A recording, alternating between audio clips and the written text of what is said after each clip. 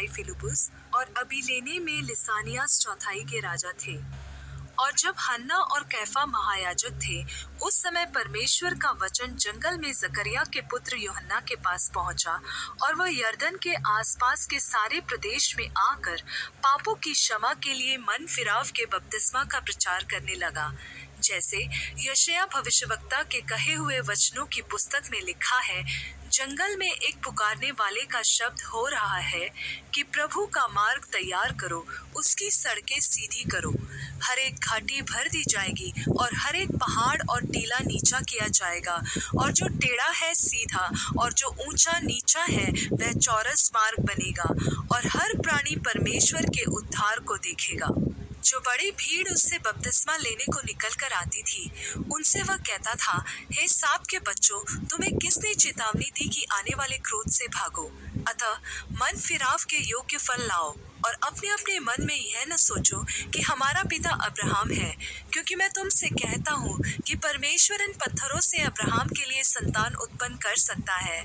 और अब कुल्हाड़ा पेड़ों की जड़ पर रखा हुआ है, इसलिए जो जो पेड़ अच्छा फल नहीं लाता वह काटा और आग में झोंका जाता है। और लोगों ने उससे पूछा, तो हम क्या करें? उसने उन्हें उत्तर दिया, जिसके पास 2 कुर्ते हो वह उसके साथ जिसके पास नहीं है बांट ले, और जिसके पास भोजन हो वह भी ऐसा ही करे। और चुंगी लेने वाले भी बपतिस्मा लेने आए और उससे पूछा, हे गुरु, हम क्या करें? उसने उनसे कहा, जो तुम्हारे लिए ठहराया गया है उससे अधिक न लेना। और सिपाहियों ने भी उससे यह पूछा, हम क्या करें? उसने उनसे कहा, किसी पर उपद्रव न करना और न झूठा दोष लगाना, और अपनी मजदूरी पर संतोष करना।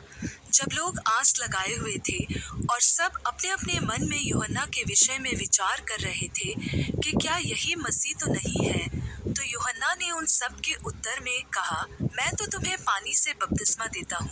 परंतु वह आने वाला है जो मुझसे शक्तिशाली है, मैं तो इस योग्य भी नहीं कि उसके जूतों का फीता खोल सकूं। वह तुम्हें पवित्र आत्मा और आग से बपतिस्मा देगा।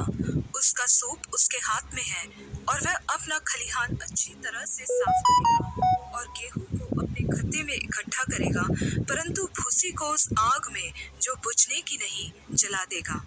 अतः वह बहुत सी शिक्षा दे देकर लोगों को सुसमाचार सुनाता रहा। परंतु उसने चौथाई देश के राजा हेरोदेस को उसके भाई फिलिपुस की पत्नी हेरोदियास के विषय और सब कुकर्मों के विषय में जो उसने किए थे उलाहना दिया। इसलिए हेरोदेस ने उन सब से बढ़कर यह कुकर्म भी किया कि यूहन्ना को बंदीगृह में डाल दिया। जब सब लोगों ने बपतिस्मा लिया और यीशु भी बपतिस्मा लेकर प्रार्थना कर रहा था, तो आकाश खुल गया और पवित्र आत्मा शारीरिक रूप में कबूतर के समान उस पर उतरा, और यह आकाशवाणी हुई, तू मेरा प्रिय पुत्र है, मैं तुझसे प्रसन्न हूँ। जब यीशु आप उपदेश करने लगा तो लगभग 30 वर्ष की आयु का था, और जैसा समझा जाता था यूसुफ का पुत्र था, और वह एली का, और वह मत्तात का, और वह लेवी का, और वह मलकी का, और वह यन्ना का, और वह यूसुफ का, और वह मत्तित्याह का, और वह आमोस का, और वह नहूम का, और वह असलिया का, और वह नोगा का, और वह माद का, और वह मत्तित्याह का, और वह शिमी का, और वह योसेक का, और वह योदा का, और वह यूहन्ना का, और वह रेसा का, और वह जरुब्बाबेल का, और वह शालतिएल का, और वह नेरी का, और वह मलकी का, और वह अद्दी का, और वह कोसाम का, और वह अल्मदान का, और वह एर का, और वह यीशु का, और वह एलिएजर का,